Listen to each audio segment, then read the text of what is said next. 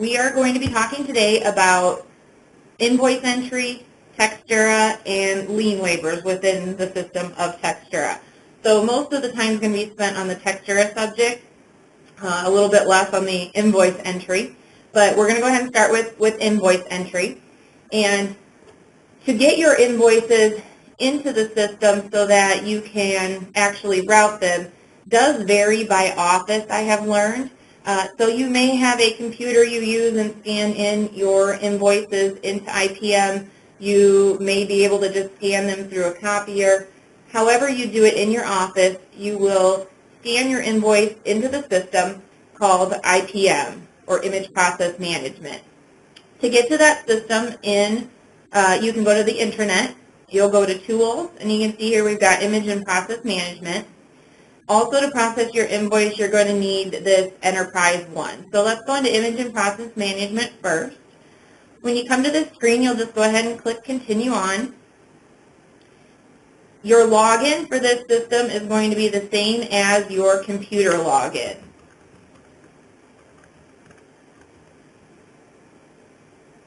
And once you log in, you'll be able to look to see those invoices that you've scanned into the system. They'll be on your left-hand side here under My Assistant Invoices or My Scanned Invoices. So you can see here I've got two different invoices that are in the system. They're just regular standard invoices. And we will go ahead and open one up so we can see what it is we're looking at. And then we're going to get into the E1 system, or Enterprise 1, to actually enter the invoice information. So to open up an invoice and see which one you're looking at, you would select a check mark in the box and do Package Bar.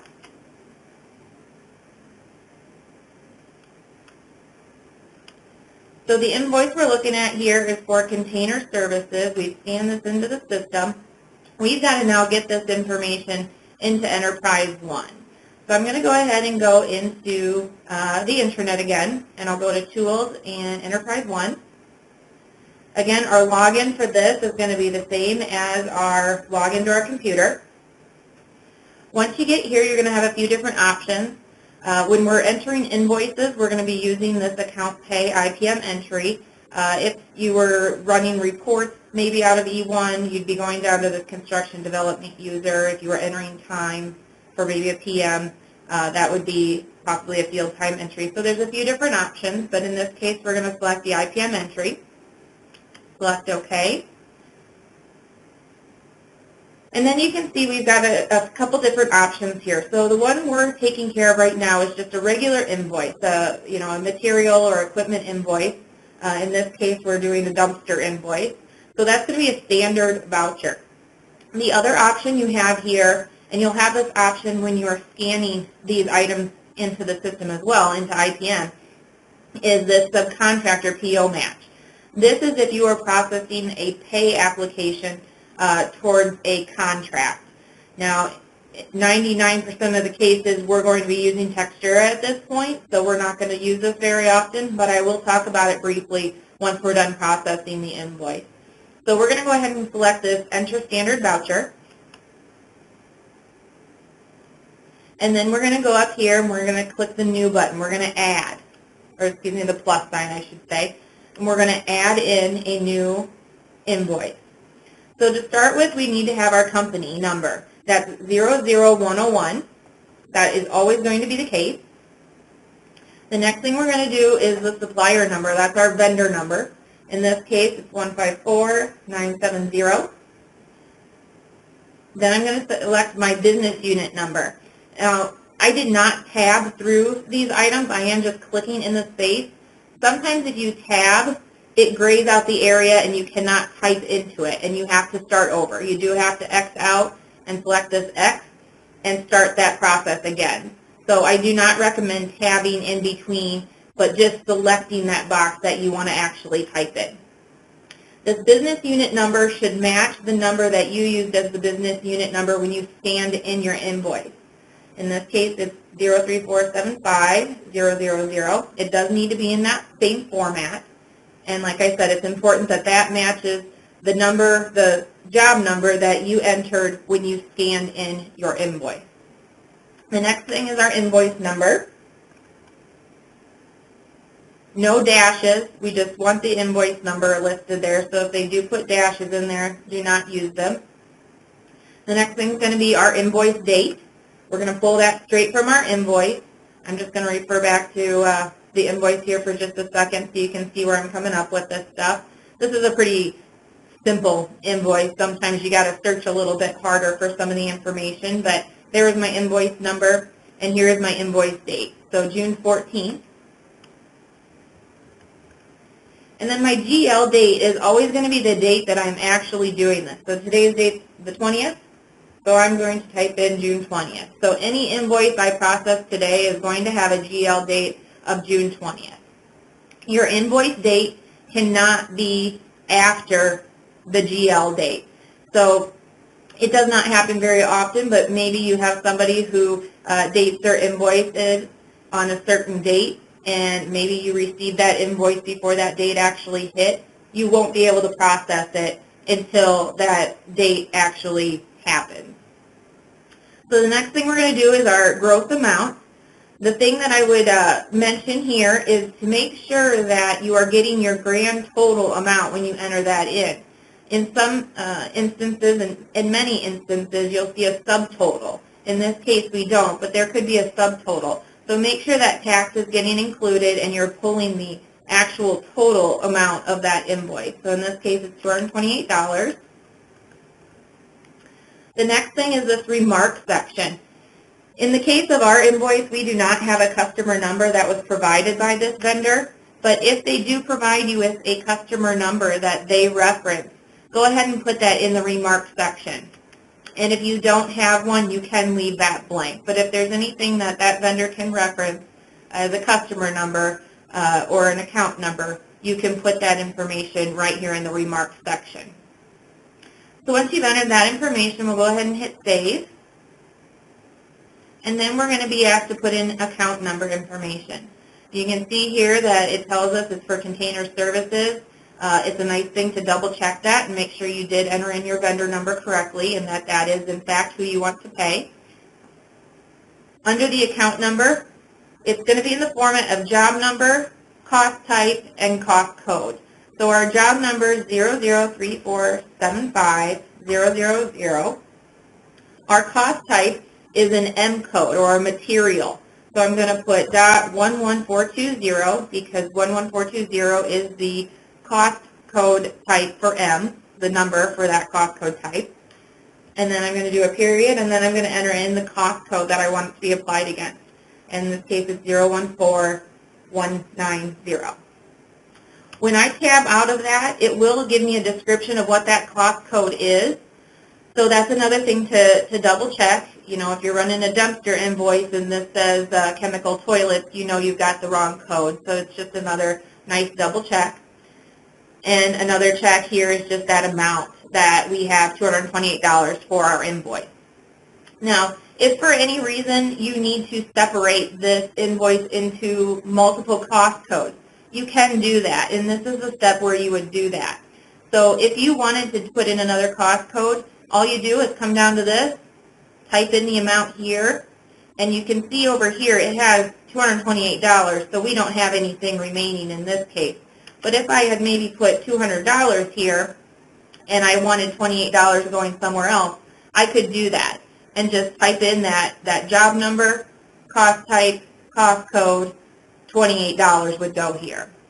In this case, I do want it all going to one, so I'm just going to change that back to $228. The next thing I want to note, I am done entering all the information in, but I do want to make note of what my document number is because I'm going to need this number to go back into IPM to finish processing this invoice. So in this case, my document number is 567291. Once I'm done, I'm going to go ahead and hit save. And you can see it takes us back to this screen where we could continue and enter in more invoice numbers. Or excuse me, enter more invoices in.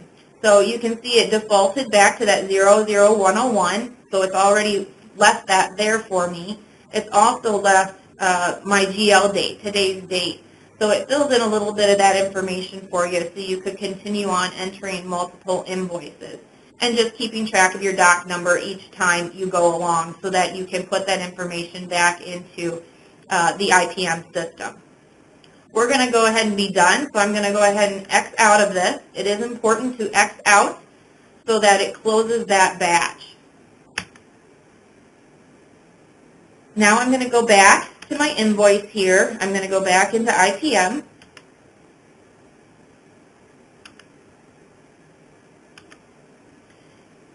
And you can see it is here asking me for that document number. So I'm going to type in that 567291. My document type is always going to be P as in Paul, S. And then my company number again is that 00101. The next thing you need to do is mark whether this is approved or rejected. So we're saying that this is going to be approved, no changes. That's the action that we want our project managers to take when looking at this invoice. And you can see here it's still got it, it's automatically filled in that it's a standard voucher. We selected that when we scanned in this document. Here's the business unit that we scanned in. If for any reason when you entered into E1, maybe you put a different business unit number, you can change that. It will air out on you, and you can change that. So there is a drop down, and you can select a different job number if need be. And then you can see here we've got our approver listed. If that's not the approver that you want to have take care of this invoice, you can make that change. It's just going to bring up a fairly short list, just the people that you've worked with and sent invoices to. But if you select this Show All button, it will give you all project managers or all people in the company that are able to approve invoices.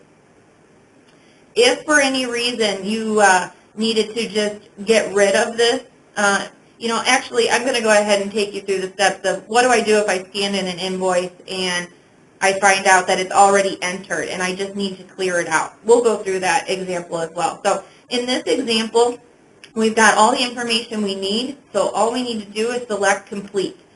As long as it clears out and takes you back to this screen, everything was done okay.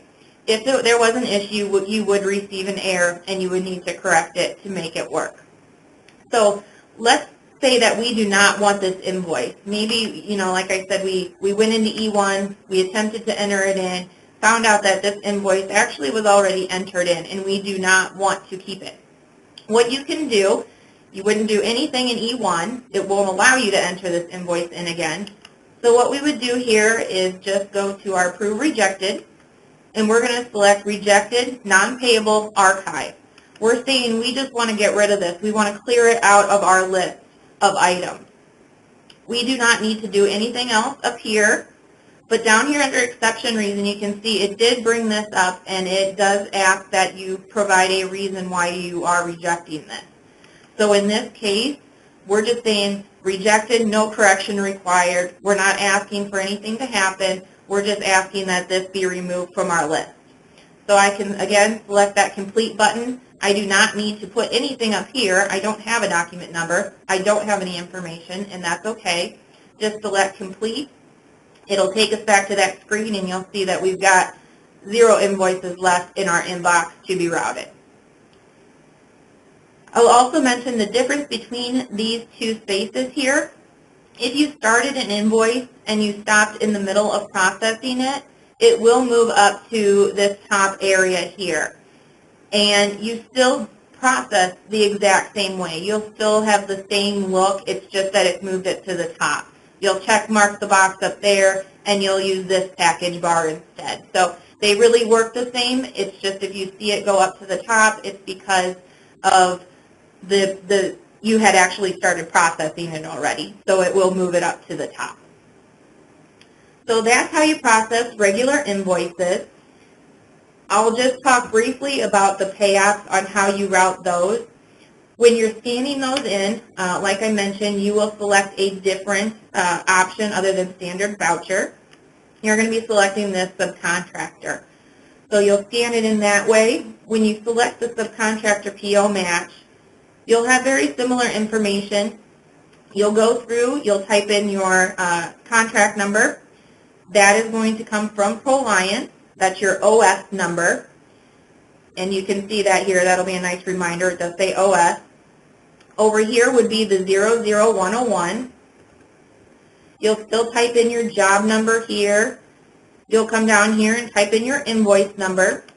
I'll mention the format for our invoice number on pay application is the number of pay application this is. So if this is our first pay application, it would be 01, and then it would be our job number. If this is the fifth pay application, it would be 053475. So it's just whatever number of pay app you're processing, it is that number plus your job number. Your invoice date, effective date is pretty straightforward. I won't be able to continue through this. I did not have an example of a pay app that I could show to give you guys an example of this. But once you've completed this information here, what you'll do is go to Form Orders to Match. It'll then at that point allow you to type in the amount that you are wanting to pay to this subcontractor. So in the interest of time, and like I said, because we don't use this process very often anymore, I will just refer you to the wiki page. If you have any questions on processing a pay application, you can go out here to search the wiki and find assistance on that. Or I would definitely let you know that if you are processing one and need further instruction, to give me a call. On both of these topics, we are going to be going to a new paperless AP system. You can see here that is not happening yet. So until we have that up and running, this is the way we will be processing our invoices. So as I mentioned, pay applications are not very common to process in our IPM and E1 system. Most of our people are going to be going through the Textura system. So we're going to jump in there and dive into some Textura training. So we do have a link on the green. If you need to get to Textura, you can get to that through on the green. I've gone ahead and got myself ready to get in there. If you do not have an account, you would just want to contact your accountant and they would be able to help you get access. Your password is something that you will have changed, so it does not correlate to your computer login. It is a special password that you'll create for yourself. So there's no definite description on our login information. Once you've typed it in and you select login, the items you'll see at the top, or the projects that you see at the top of the screen, are all projects that I have access to right now. The projects that are listed underneath are all the other projects. So you can go in there and get yourself added to a different project if you needed to have access to it. But your top list is just going to show us a list of all the projects that I'm actually involved with or need to have access to on a more regular basis, I guess. So to create a new project in Textura, I'm not going to go through every step of doing this, but there is instructions, very good instructions, again, on the wiki page. If you go to Resources and Ryan Wiki, search the wiki, you can look up Textura and find a lot of valuable information regarding this system. So you can see here, we've got a project setup tab here. There's also information about lien waivers, a lot of the topics we're going to talk about. But you can always refer back here. There's a few question and answers as well that are also good to know. So the Textura wiki page is something I definitely would recommend you take a look at and familiarize yourself with what's out there. So back to Textura. When we are starting a new project, your first question would be, are we going to be writing contracts on this project? If we are going to be writing contracts on the project, you would want to get a Textura project set up. You also want to make sure that you do set up your project before you're executing contracts in ProLiant. If you execute a project in ProLiant and your Textura is not set up, it doesn't have any place to go, and you'll need to have it reflagged by your accountant. So set up your project in Textura as soon as you know that you will be, in fact, writing contracts for that project. So to do that, over on the left-hand side here, we have a project section, and you just go to Create Project, and you'll type in your project name. I would recommend that you match that to what you have in ProLiant. It is important that you also have a project number. So for the project number, you'll again want to have that format of 00 and your full job number. Under project type, you'll just want to select what we're doing here. Very limited number of options, so that should be fairly simple. You'll put in the start date of your project, an estimated completion date of your project, and then you're going to go to the section that says Apply Existing Project Settings. So if you've done a project before and you know you want to have it set up just like that one was, you can select that project. So you'll just go to Expand All Projects, and it'll give you a list of all the projects in Textura. And you can copy the settings that you used on a previous project to get that set up. You can select any project, and it will apply those settings to that project. You will have the ability, maybe it's exactly the same as another one, with one exception. For the most part, these settings are all the same for every project. Just in some cases, you may have some differences. So you should be able to select any project that you're familiar with and apply the settings from that and make any edits necessary after you've done the setup process. So I'm going to go back to Home, and I'm going to go into one of my projects, and I will show you where you can update those project settings. Okay, so we're just going to use, let's use this Delta Dental project here. When I select on this, I have a project setup tab up here. And when you select this, you can see this first option here is project settings. So this is what it looks like when we are setting up a new project. These are the things that we're filling in. And these are the things that are going to auto-fill in because we selected we wanted to copy another project. So you can see here, this is that project name that I had selected at first. It's also got the project number listed here. This is a commercial new. It's also got our contract date in here. So it's information you're pulling from ProLiant. It's information that you have in your properties of ProLiant. We've got a retainage percentage listed here. That is something that's important. That's going to carry over from a previous project, so that's one item that could be different. In this case, our retention was 5%. 10% is more common. So something to double check. If you did copy a project, you may want to go in here and make sure that the retainage is the way you want that set up. Here's our current estimated start date and completion date. Scrolling down there, you can fill in your customer project manager number, your contractor project manager. You can fill that information in, but it is not required. Another thing that you're going to be asked when you're setting up your project is who is the owner. And when you come to that section, be sure to just type in the owner. We do not use Textura with our owners, so we don't want to tie them to the system. If you just type in their information and not actually selecting them, they could be an option in Textura to select them. Don't do that, just type in their information. That is something that's required, but just type it in and you'll be fine. This system-generated invoice format should be the same on every project. It's this draw number, project number, last 7 characters. Again, you can refer back to the instructions on the intranet if you need to know specifically what that format was and you're double-checking it. Down in this section, we're talking about lien waivers and what we are requiring from our subcontractors on this project.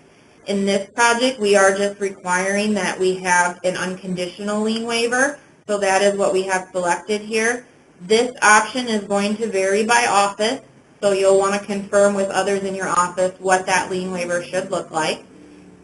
And then, if you need a conditional lien waiver, it could be in the terms of your project that you need that. You could select that here, but in this case, we don't need to have that. We just need the unconditional lien waiver. Under the lien waiver settings, this is asking us when do we want them to sign our lien waivers, and we will always have that it's being signed with the invoice, and same about the final lien waiver. It is signed with the invoice.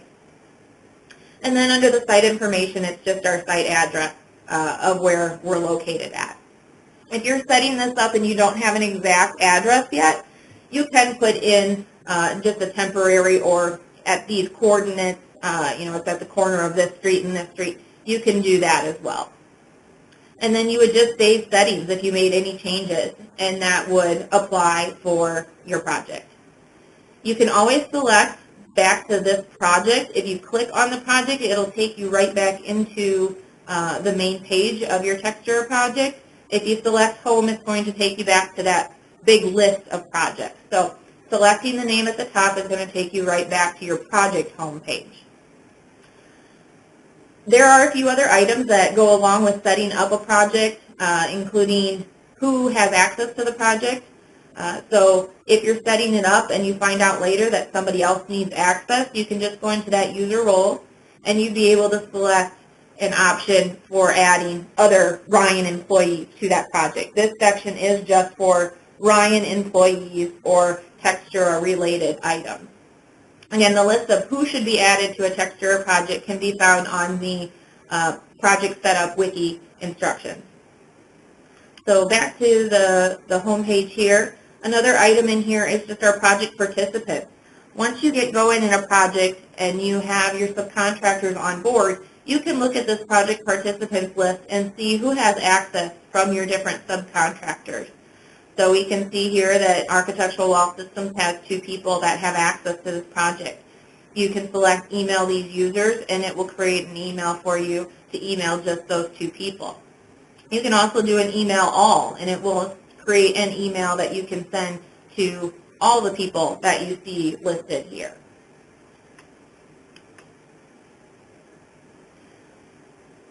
There is also a project funding section in here. When you're going through your setup, you will come upon this.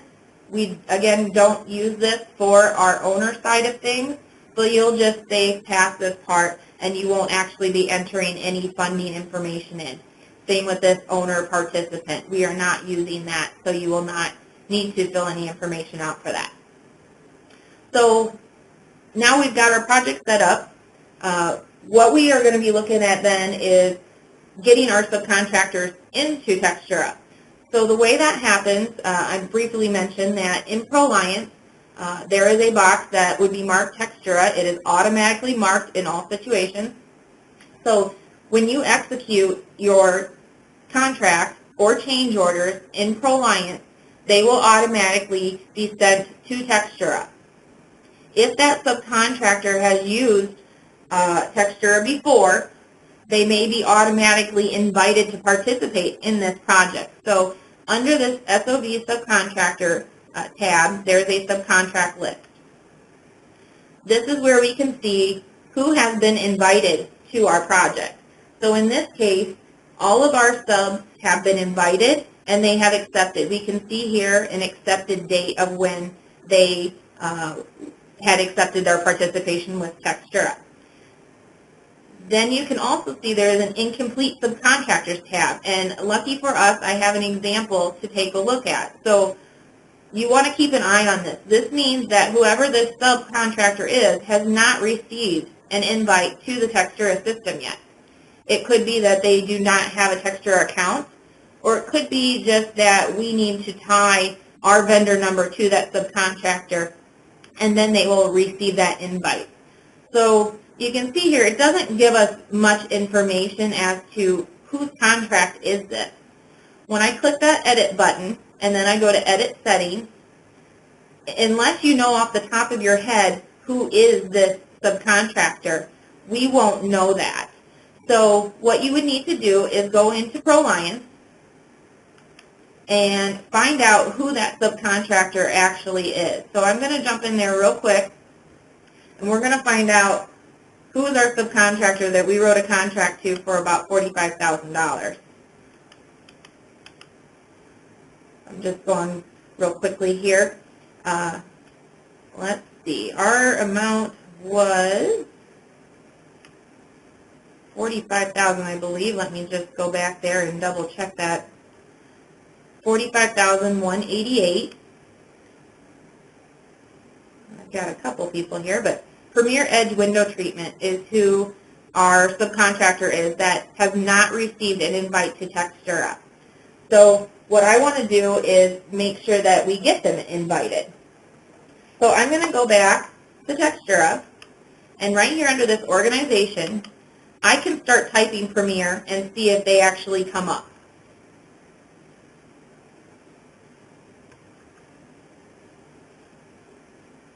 And in this case, it looks like we do have them here. I'm going to go ahead and select that. What you'd want to do is make sure, is that who I'm looking for? Is that their address, and is that their vendor number? And that is their vendor number. So this is who I want to have invited. I also noticed that this has a 10% retainage, so I'm going to go ahead and change that to 5 while we're in here as well, then I won't forget later to make sure that that is correct. You do want to make sure that those are correct, otherwise they will have additional amounts held on them if it should not be that way. So the next thing I would do is just hit Save Changes.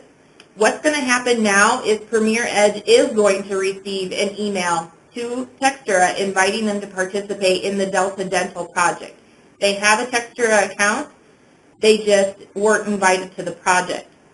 If you had gone into that section where we just typed in Premier Edge and you cannot find them, it means that you need to actually get them into Textura for an account in Textura. So I'm going to jump out of here real quick and show you where you can do that. On the home screen, back on the very, very home screen, on the left side where we had selected Create New Project, you can also create a new vendor. Here we go.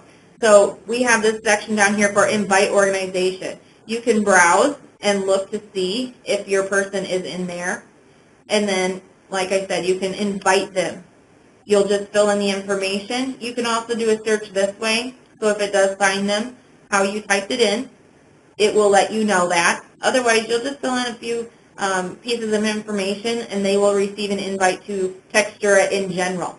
You'll still need to get them invited to the project, but they will first need to accept Textura. So again, I'm going to go back to the home screen here, and I'm going to get back into my project.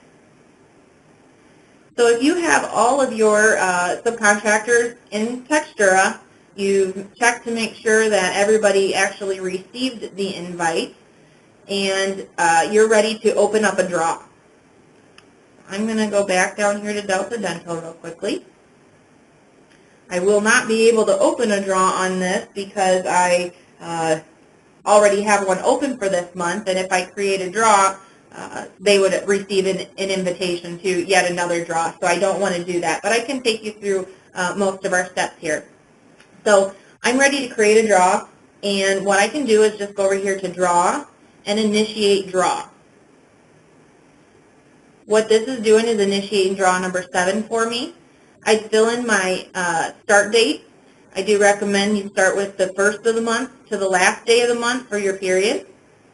And then your draw date is the 23rd of the month. Again, project specifics could make some of this change for you, but in general, you're probably doing the beginning of the month to the end of the month with a due date of June 23rd in this case, is how it's set up. So then I'll get a list of all the subcontractors who have been invited to Textura. So we had executed their contract in Proliant, and then they have accepted the project in Textura. If they have not accepted it yet, they will not be in this list. So you can see here that Premier Edge is not in this list because I just invited them. They have not accepted the project yet. So I can invite anybody that I need to right now just by selecting all.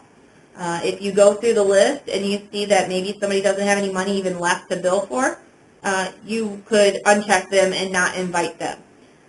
So you can check mark as many as you need to, and you can also go back and invite more people later. So once Premier Edge does accept the use of Textura on this project, you can also go back and invite them to this draw. So to do that, I'm just going to go back to my home page here. And let's say I wanted to get them invited to this draw that's currently open, my June draw number 6. If I select on draw number 6, it's going to bring up options related specifically to that draw. So right down here you can see it says Add Draw Participant. It's going to bring me back to that exact same screen that I had when I was creating that draw, and it's showing me that, yes, these guys have all been invited to bill. It does show me that Ideal Floors is uncheck marked. In this particular case, Ideal Floors had been invited, and they declined to bill this month. So it does uncheck them, and it does not say anything there. So if Ideal Floors came back to me and said, I didn't mean to do that, I really do want to bill, I could check mark their name, and I could save, and they would, again, receive an invite telling them that there is a draw open for June that they can bill again. So you can add people into that. And I should have showed you here real quickly, when I'm under draw number 6, and if I've gone out, you can always click on this button as well, and it'll take you back to that draw's homepage. So this would be considered draw number 6's homepage. I can also use this drop-down box to go to a different view if I needed to look at another draw's homepage. Some other items that are on this screen, you can look at what a subcontractor has invoiced for. So once they receive that invite, they're going to submit their bill, and you can select this Approve Reject Invoices screen, and you can see who has actually submitted their invoice. We can see that we're waiting for Architectural Wall Systems to submit their invoice. We can see that Environmental Consultants has submitted their invoice and it is received. This screen is what a project manager will go to at the end of the month to approve or reject invoices. So a project manager can come in here and select this one, and this one, and say that they approve it. They can select that Approve button. If they were rejecting, they would do one at a time is what they would want to do. But that is a project manager function. We do not need to be approving invoices within the Textura system. That is a function of their role. So, but this is the location where you could see have they billed or have they not. While we're on this screen, I'd also like to point out the retainage. Actually, I'm gonna take you to a different example so I can really show you what it looks like when someone's billing for retainage. If any of you that are on have been around for a while, when we process regular pay applications, our subcontractors don't need to bill for retainage. That's how it used to be. But now in this case, they are required to actually bill for retainage. So to do that, again, I'm going to go ahead and open up this. I'm sorry, I picked the wrong project. Let me back up here real quick. When you go in to do this, you do have to release retainage to them.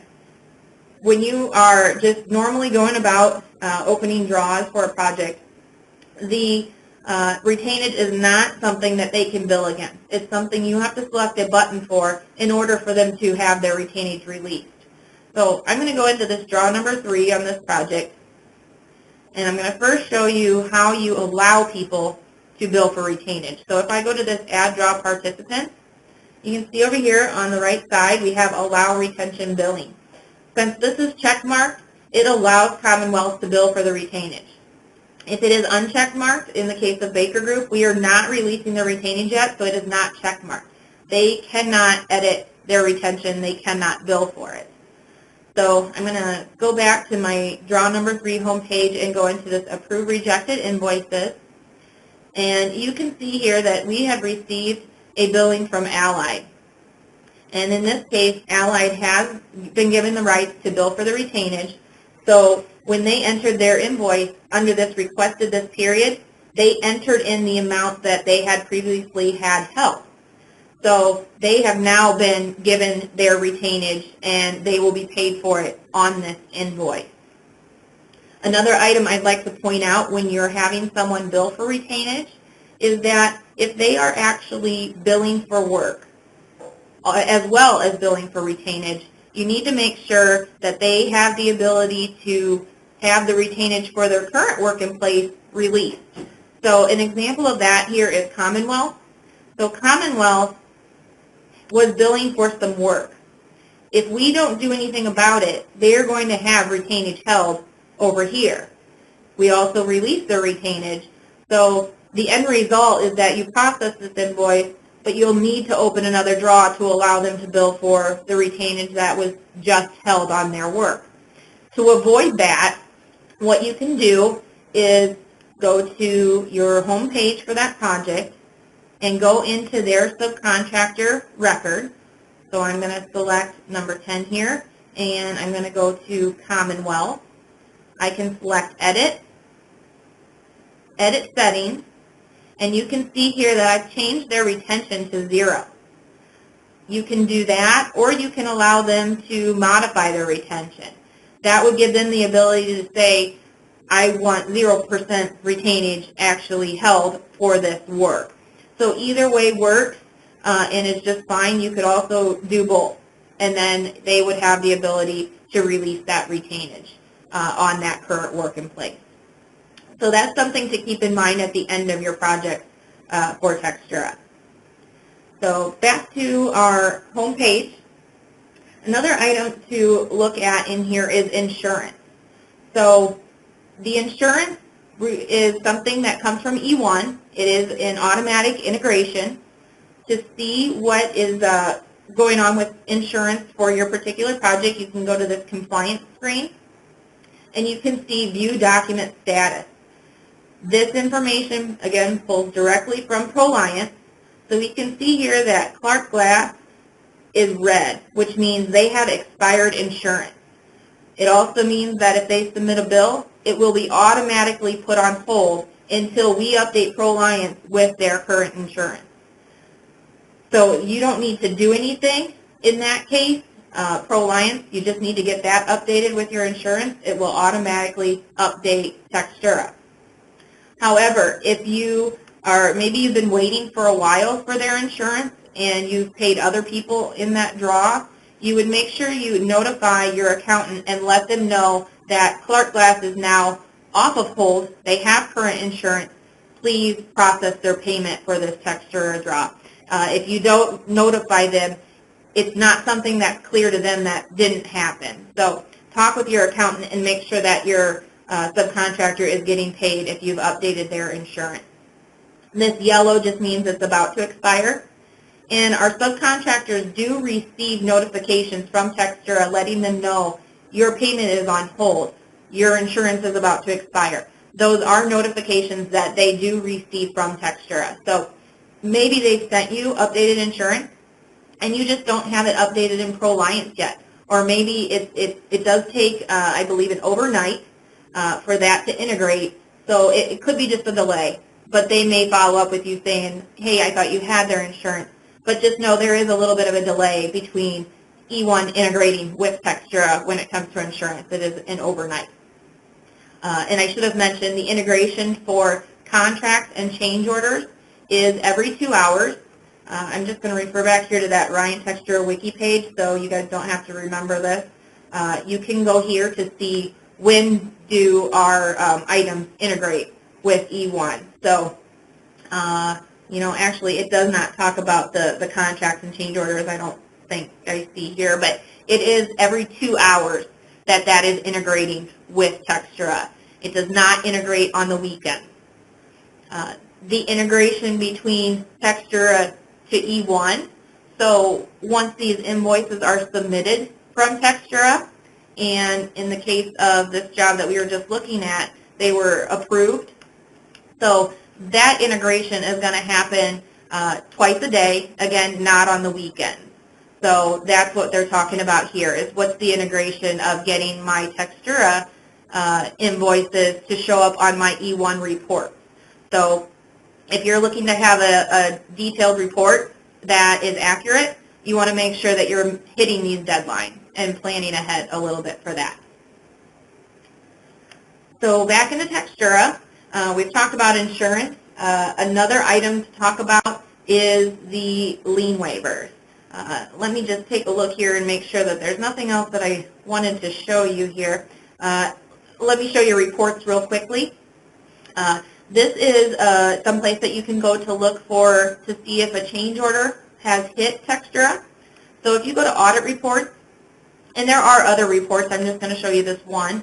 If you go to subcontractor change order log and do see report, you can see a list of all the change orders that have hit Textura.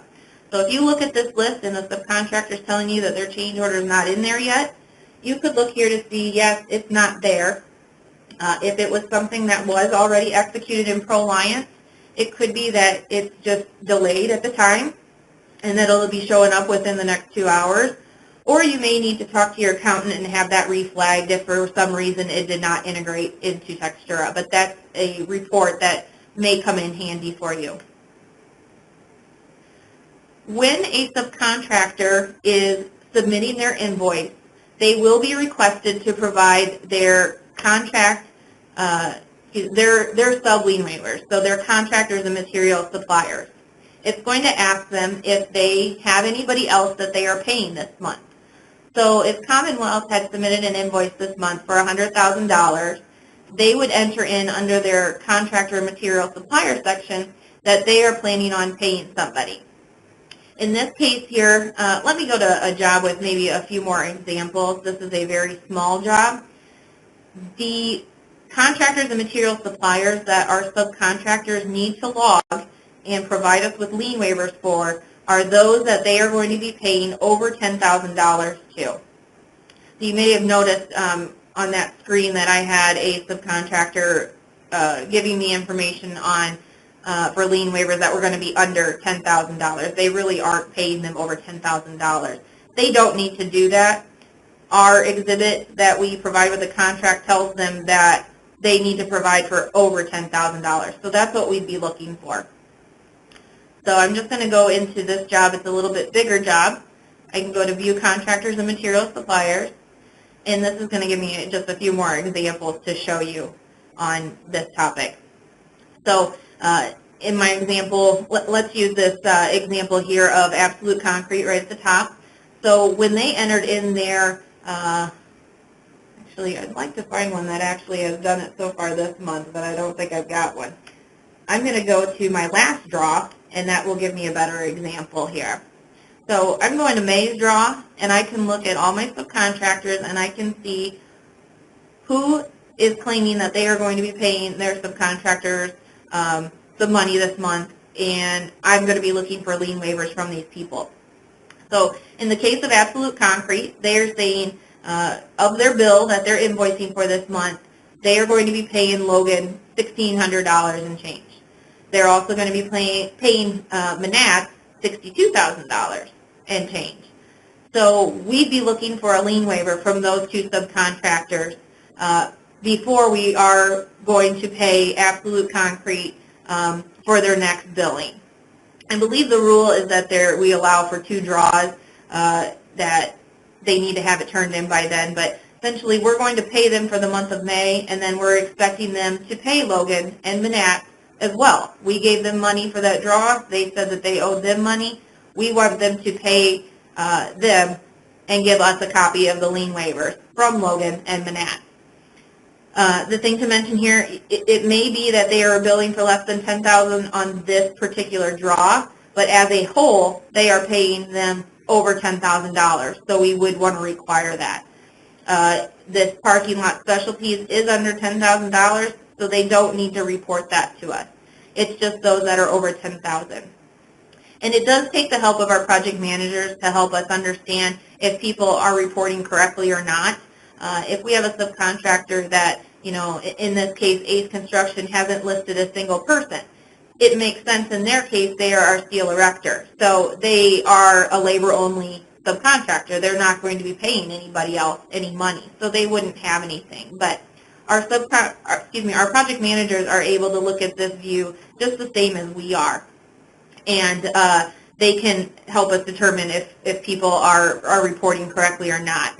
In some cases, people don't fully understand what they're being asked to do, and so they don't do it. So we can follow up with them and ask them, do you have somebody you're paying over $10,000? We can look back to their exhibit that they completed with their contract to see if they were anticipating paying anyone over $10,000. To collect the lien waivers from our subcontractors, they can attach in Textura. We do not receive a notification if an attachment is included with a project or with that subcontractor. We are not receiving a notification. My preference is that I just have them email me. You could set up a reminder to yourself to check to see if they're in there, but I've just said, just email me the lien waiver and I'll attach it in Textura. Until Textura is able to give us a notification letting us know that something was attached, it just works better for me. It's a decision that you can make for yourself. But if I go into this draw homepage, I can go to this VDR SD, and I would be able to see if there are any attachments. You can see here there's 0 files, 0 files. So in this case, we don't have anything attached at this point for any of these subcontractors. But if there was something attached, we could see it here. If you receive it via email or if you receive it as an attachment, what you need to do is come into this compliance tab and go to View Lien Waiver Status. And on this screen, you can see here that we have the ability to place people on hold if they do not provide us with their lien waivers for these subcontractors. And you can see here that for draw number 15, we don't have Logan or Manat's lien waiver yet. We just paid them, so I'm not surprised. I'm not going to put them on hold yet. And this one, I could put them on hold for not providing it, but that is somebody who's not being paid over $10,000. So I'll follow up with them and try to get a lien waiver from them on that item. If you scroll down here, I do have a couple here from Baker Electric that are old.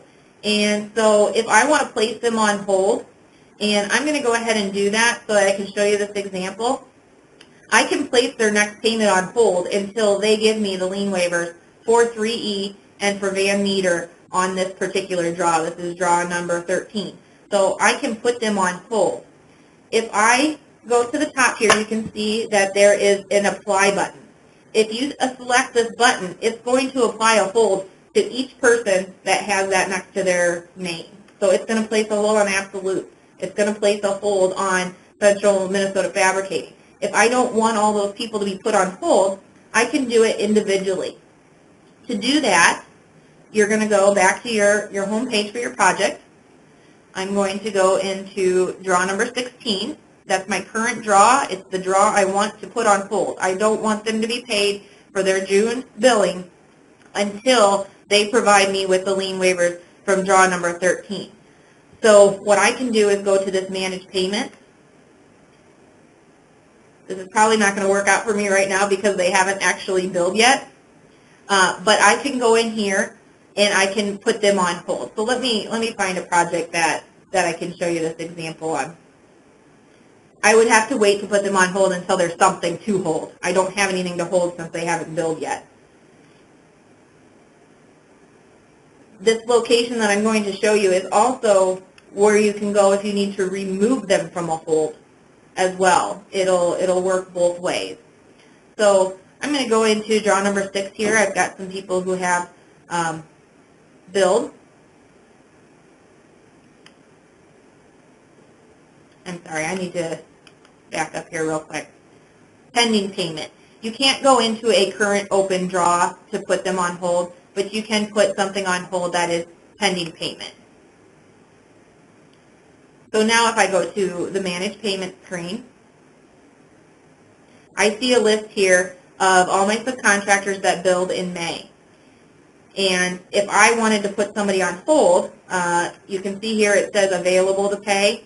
I can move this over to on hold if I don't want somebody to get paid. So let's say that Architectural Wall Systems here needs to be put on hold. If I select this edit button, I can click this button and it's going to manually put a hold on their payment. So I can just select place hold. Once you do that, you can come back here and it will say release hold. You can release that hold. Again, be sure to be communicating with your accountant if you're releasing someone from hold, if all the other payments have been made. They make the majority of the payment, and then if there's a one sub that didn't get paid, it doesn't come up on their radar to get them paid. They don't get a notice that says that we've released the hold. So if you click that release hold button, let your accountant know that they are okay to be paid at this point. So that's how you can put people on hold and release them from hold as well. Last thing, we're nearly done. There's a lot of information on this topic, but if I collected that lien waiver from our subcontractor, I'm going to go back into that View Lien Waiver screen. Let's say I received this Lawrence Fabric Structures lien waiver. What I would do is come over here to this Edit button. I'm editing the button for Lawrence Fabric Structures in particular. And if I scroll down just a little bit, I can see that they are included in this draw. I can put in the dollar amount, whatever they were paid on that lien waiver, and if it's a progress or partial lien waiver, or if it's a final lien waiver. So I would select one of those options. If I select progress and I select update, what's going to happen is it's going to change that screen in the View Lien Waiver status screen. It's going to change this to say progress, and it's going to change to green instead of not received. I can also attach that file by doing this Upload Files button.